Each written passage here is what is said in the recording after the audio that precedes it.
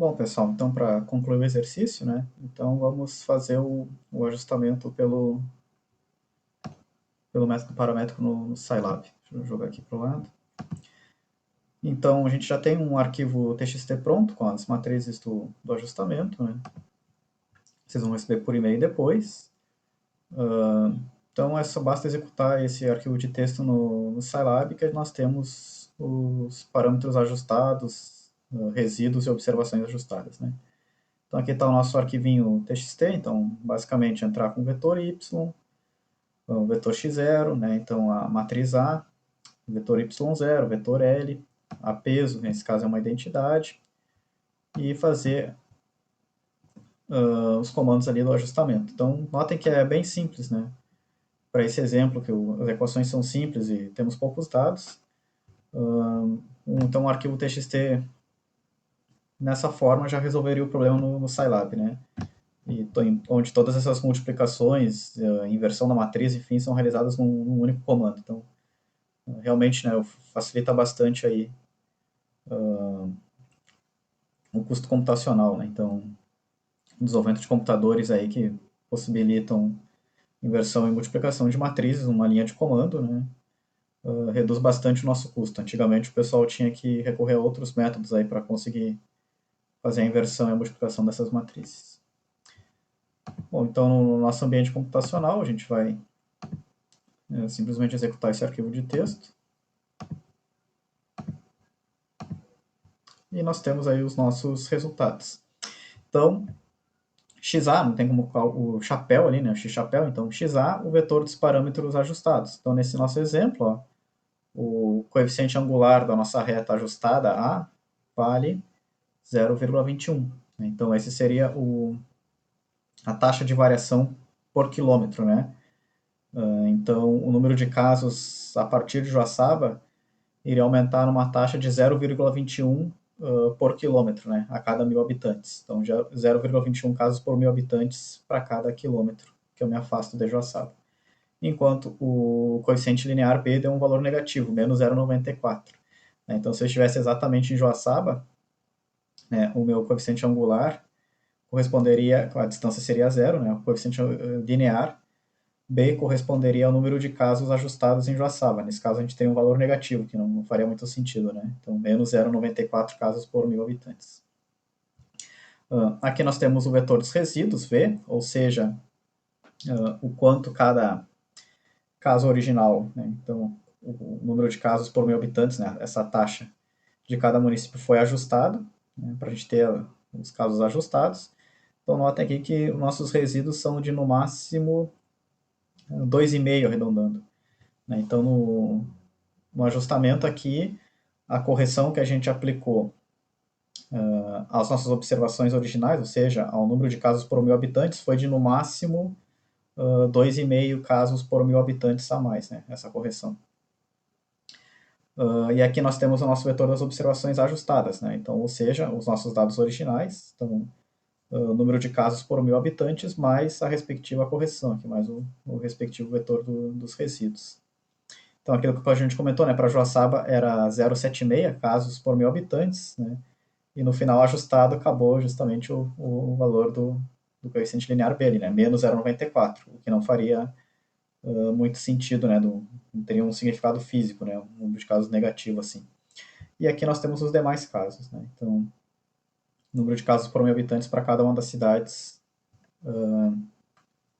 com ajustamento, né, então os valores ajustados estimados pela reta, pelo nosso modelo. Nesse caso, a gente pode ver no Excel, né, também. Fica até mais didático do que no Scilab. Então, aqui a gente tem os dados que a gente utilizou. Né? Então, temos os municípios, a distância em quilômetros, né? Então, considerando que o Joaçaba a distância é zero, já ordenados aqui em ordem crescente da distância. O número de casos de Covid-19 em 1º de junho desse ano, né? A fonte aqui dos dados é o governo de Santa Catarina. E a população desse município, né? A fonte é o IBGE no ano passado, né, 2019. E aí nós temos os casos por 1.000 habitantes de cada um desses municípios, dividindo o número de casos, né, pela população e convertendo aqui para uma taxa para 1.000 habitantes. São os dados que a gente utilizou no nosso ajustamento, né? Então, claro, aqui poderia se contestar essa heterogeneidade dos municípios, né? Então, enquanto em Concórdia nós temos 74.000 habitantes, em Presidente Castelo Branco nós temos 1.700, por exemplo, né? Então, uma amostra bastante heterogênea do ponto de vista de quantidade de habitantes desses municípios, né? Mas como eu falei, o exemplo aqui ele é introdutório, né? É didático, enfim, não necessariamente uma pesquisa científica, né? Com base nesses dados. Aqui a gente tem uma figurinha, um recorte do Google Earth, né? Só para a gente ter noção aqui da disposição dos municípios em relação a Joaçaba, né? Então aqui estaria Joaçaba, aqui estaria Luzerda, aquele município mais próximo, né? Um pouco cortado na imagem. Santa Clara e Nova Petrópolis são distritos aqui de Joaçaba, né? Não são novos municípios, mas aí nós teríamos ali Catanduvas, né?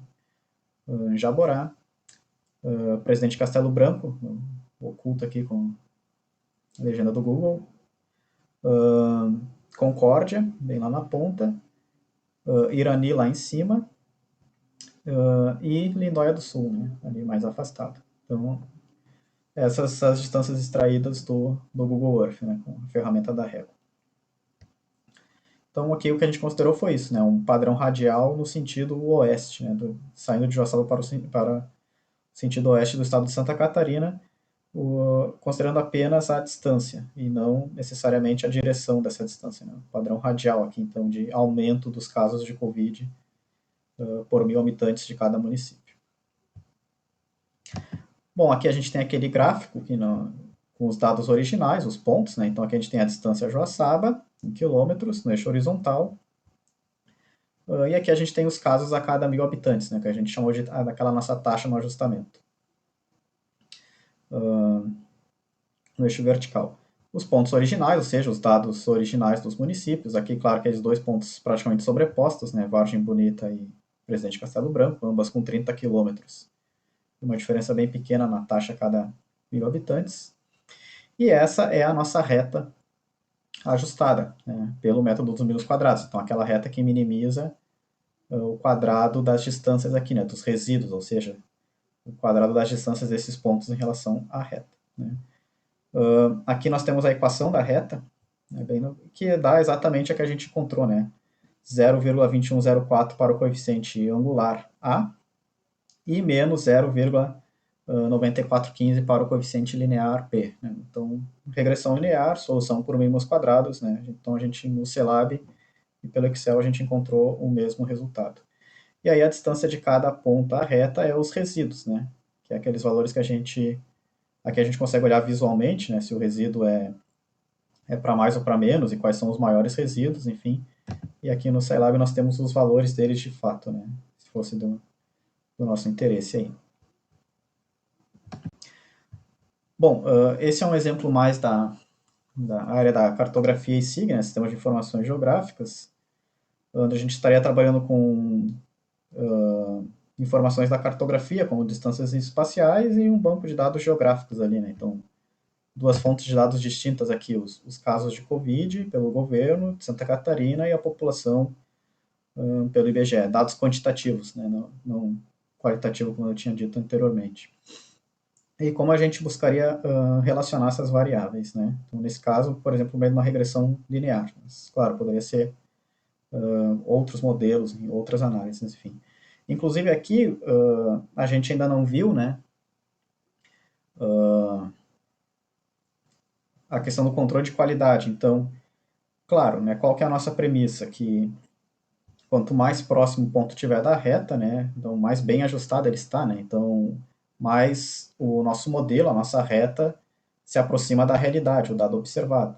E quanto mais distante está o ponto da reta, né, então mais esse dado, né, essa realidade, esse valor observado se afasta do nosso modelo teórico, estimado, previsto, enfim. Então, mais para frente da disciplina, nós vamos ter a etapa do controle de qualidade. Como que a gente poderia definir se há ou não erros grosseiros aqui nessa nossa amostra, né, pontos que a gente poderia excluir para buscar melhorar a nossa estimativa. Aqui, é claro, parece lógico, né, que embora esse valor tenha ficado bem ajustado, né, Lindóia do Sul, mas que esses dois estão bem discrepantes dos demais, né? Vamos imaginar que a gente não tivesse esses dois pontos. A nossa reta teria uma inclinação bem menor do que a reta que nós temos de fato aqui ajustada com esses dois pontos pertencentes na amostra, né? Então, a gente poderia, por exemplo, deletar esses dois pontos e ver como é que ficaria a nossa nova solução. A gente teria uma reta completamente diferente e novos resíduos, né, para os demais. Então, a gente teria uma outra taxa de variação aqui, em função da distância em quilômetros, né, e um outro termo constante. Mas antes da gente ver isso, né, a gente pode aqui fazer uma brincadeirinha de ir excluindo e ver como é que fica. Deixa eu botar um pouco para baixo aqui. Nós também podemos brincar com outros modelos de ajuste aqui, né, no Excel. Modelos não lineares, que não seria o objetivo ver agora no primeiro momento toda a formulação matemática ali, né, mas que a gente pode simplesmente ver como é que ficaria o resultado no Excel. Então, por exemplo, aqui vamos alterar essa reta. Então, a gente vai formatar a nossa linha de tendência e agora ela não vai ser mais uma função linear. A gente vai colocar uma função exponencial aqui. E aí a gente pode observar que, de fato, o nosso modelo ficou melhor ajustado. Se a gente for pensar nas distâncias, né, dos pontos em relação à curva ajustada, agora nesse caso uma função exponencial, elas diminuíram, né, para praticamente todos os pontos. Né. Aqui estaria a nossa equação correspondente, então mudou a relação. Né. Então agora seria o y, casos a cada 1.000 habitantes, vale 0,8284, uma constante, vezes o e, o número de Euler, né, 2,7, enfim, elevado na 0,0496x, vezes a distância de Joaçaba. Então agora aqui é uma relação exponencial da distância. Casos a cada 1.000 habitantes, como uma função exponencial da distância, e não mais como uma função linear. Ou a gente poderia mudar para uma função polinomial de grau 2 também. Então, um polinômio de grau 2, né?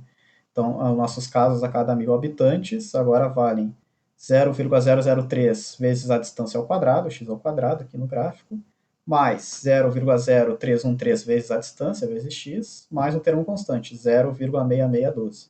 Uma outra equação, uma outra relação polinomial de grau 2. E também, os pontos aqui ficam muito bem ajustados. Né? Inclusive, essa visualmente parece ser a que melhor se ajustou, né, aos nossos dados. Ao invés daquela suposição linear que a gente estipulou. Né? Então, claro, na prática, o modelo que a gente vai utilizar tem grande interferência nos resultados. Né? Então, é de fato uma relação linear, uma relação exponencial, uma relação polinomial, logarítmica, trigonométrica, enfim.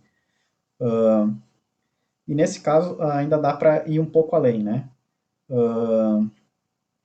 Por que esses dois? Porque a gente pode pensar dessa seguinte forma. Né? Então, se a gente não tivesse esses dois pontos, vamos voltar aqui para a reta. Se nós não tivéssemos esses dois pontos, né, esses dois municípios mais afastados, Concórdia e Lindóia do Sul, a gente claramente viu que a nossa reta teria uma inclinação bem menor, né? Uma taxa de variação ali bem menor. Por que esses dois pontos estão com um número de casos tão maior, né, proporcionalmente em relação aos demais?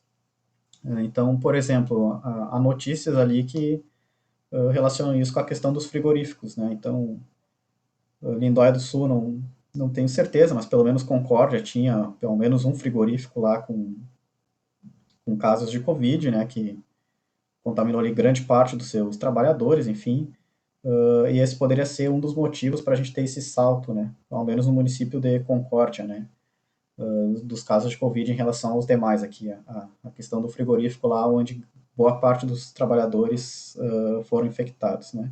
Então, é interessante porque a gente pode simplesmente excluir esses dados, né, e trabalhar com a relação linear, ou pode acomodar eles no modelo, fazendo uma relação exponencial, né, do número de casos a cada 1.000 habitantes da cidade em função da distância.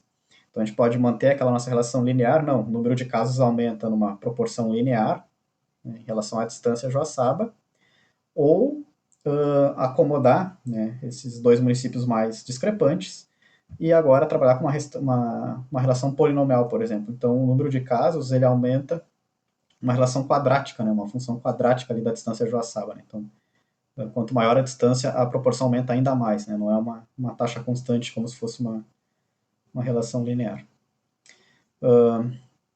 A gente viu que, inclusive, a nossa equação não ficou muito bem determinada para o ponto de Joaçaba, né? Então, ali em Joaçaba, a distância é zero, e nós teríamos 0,76 casos por 1.000 habitantes, só que no nosso valor ajustado, nós temos ali menos 0,94, um valor negativo.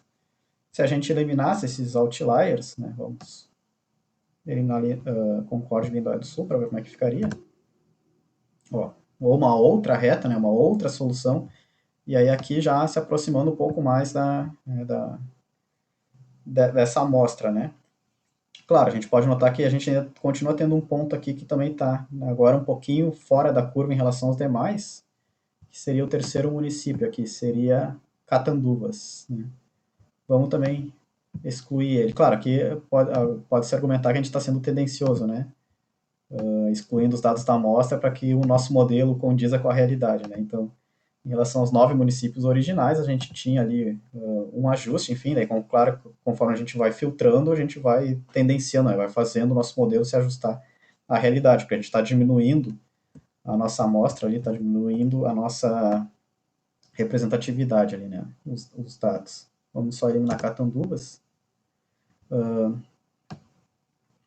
Que aí, nesse caso, ó, aí nós já temos um coeficiente linear bem próximo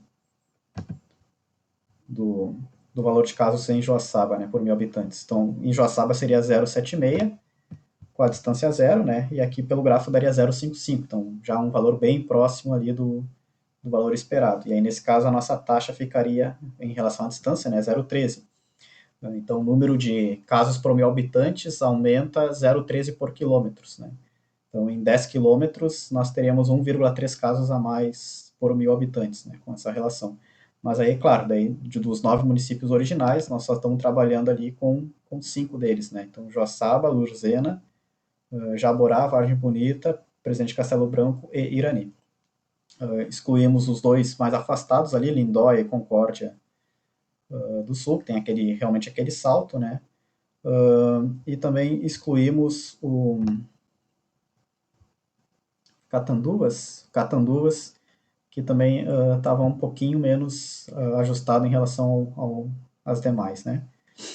Então, esse exemplo é bem interessante, né? Bem didático, utiliza aí inclusive dados de um assunto atual aí para nós, né? Que é a questão do coronavírus, do Covid-19. Claro, mais uma vez, né? O nosso objetivo aqui não é afirmar que isso é uma relação válida, enfim, que de fato aqui o número de casos aumenta para o oeste, se afastando de Joaçaba numa relação linear, né, em função da distância. É só trabalhar com os dados que nós temos mesmo, né? Então, temos esses dados, a gente fez essa modelagem e chegou nesses resultados, né? Se isso de fato faz sentido, aí é uma outra história que foge aqui o escopo desse exemplo. Mas o interessante foi que a gente viu justamente essa questão dos resíduos, né, do modelo, então modelo linear, modelo exponencial, a questão dos outliers ali, até possíveis causas para outliers, como a questão do frigorífico, né, dos frigoríficos ali, enfim. Isso dá um panorama geral, embora um exemplo introdutório, mas dá um panorama geral aí do que é o ajustamento, né, e do que nós vamos ver aí também nas próximas aulas.